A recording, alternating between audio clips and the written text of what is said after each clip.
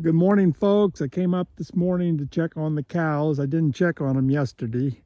I figured they'd be okay, and it was raining, and I didn't see any sense driving up in the fields while it was raining. So this is a turbo braid wire that I have stretched from one side of this paddock to the other, and it basically builds a lane from that wooded area over here to this water station. And I did that because I have got a turbo braid wire around my pond, which is down there in the corner next to that really pretty shaped oak. I call that Jeannie's tree because she likes it so much. Anyway, I wanted to come up this morning, check on the cows, see how they're doing. It looks like they've been kind of walking over here, getting some water. And I also wanted to check to see how they did on eating the rest of this grass that was laying in here. Looks like they've done a pretty good job. I didn't want them to waste it too much. It gets too thick and then the grass doesn't want to grow back.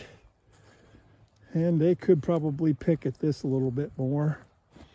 I don't know if they will now that it's rained on it, but I'll leave this old paddock here, 6B, opened up for them, and they can come in there and pick at it if they want.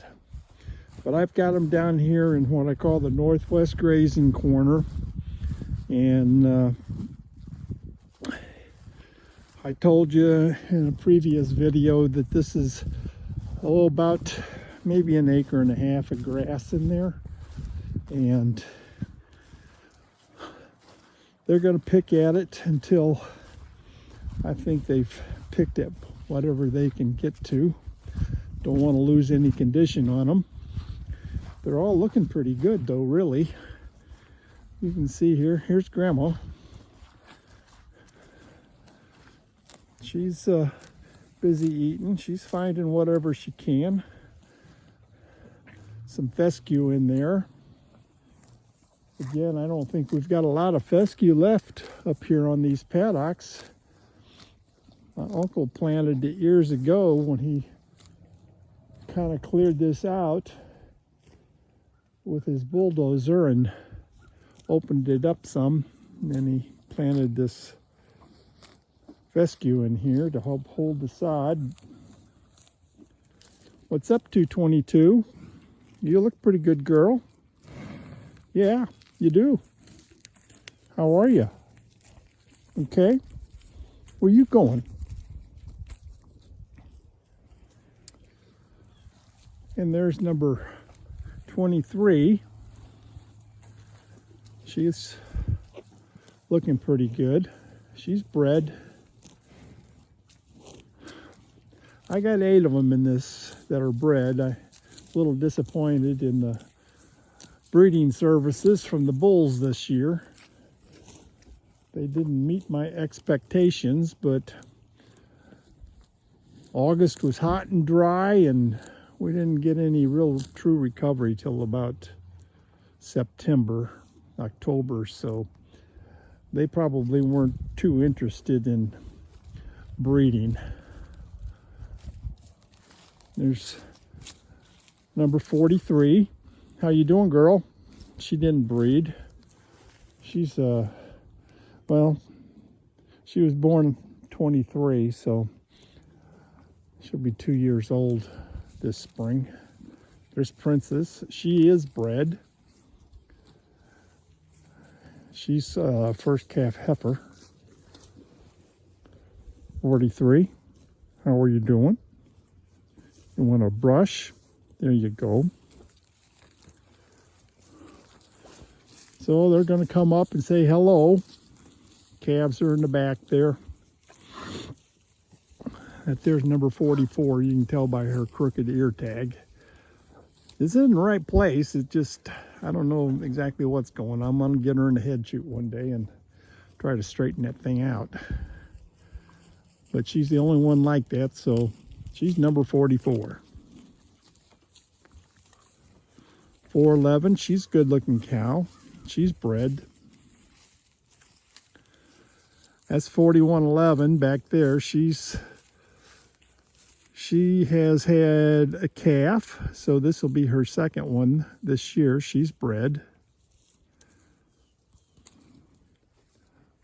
So anyway, I just wanted to check on them, make sure everybody was good. They were all in the right places, which they are.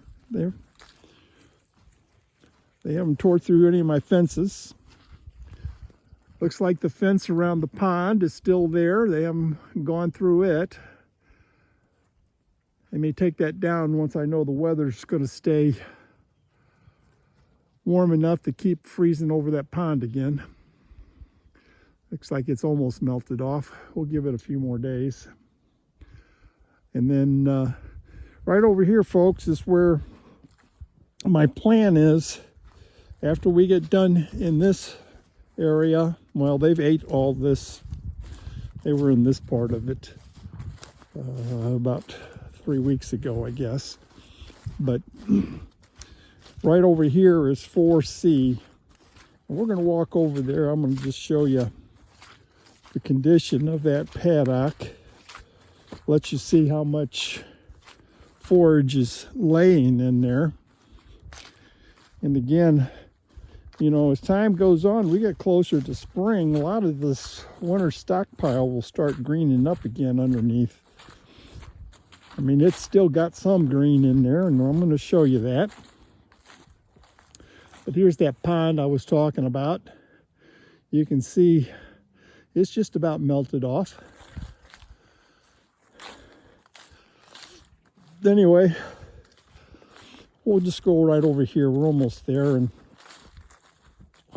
take a look at this stockpile. You can see what's waiting for them. I think this end of it's got probably a little bit more fescue in it than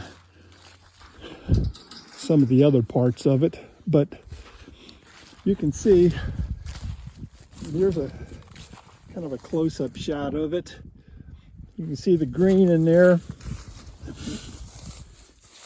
And that's what they're going to come into right here. Again, you know, it's about knee high. And there's a lot of it. There's an acre of it in here.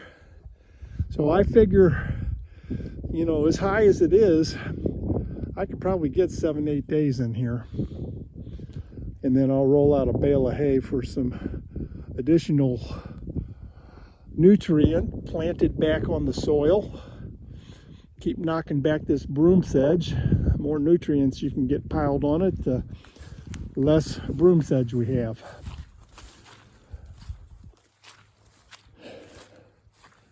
And so that's about all of this video. I hope you all enjoyed seeing what I see. And until next time, I want you all to think about the terrible tragedy that we just had a couple of nights ago when that helicopter and airliner crashed into one another.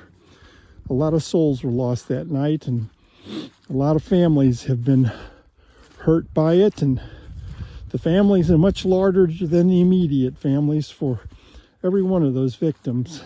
They had friends, and those friends are hurting. So keep them in your prayers. Pray that God can give them the peace that they need to get through this, and the understanding that for every believer there's a future and permanent home much greater than the one that we live on now.